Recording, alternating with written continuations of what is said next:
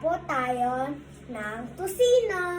Ang kailangan lang po natin is 1/4 cup of brown sugar, 3 cloves of garlic, 1 tablespoon of soy sauce, 2 tablespoons of vinegar, 1/4 cup of pineapple juice, salt and pepper, and 1/4 kilogram of pork.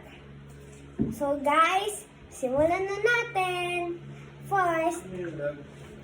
First, ilagay po natin yung sugar. Brown sugar. Next naman po is yung garlic.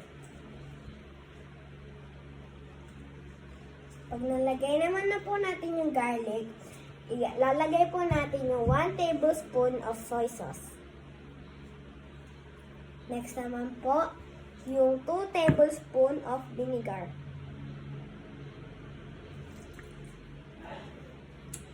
Next is 1/4 cup of pineapple juice.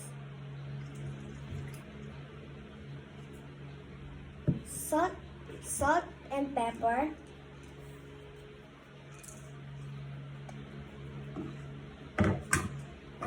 And lastly, yung pork.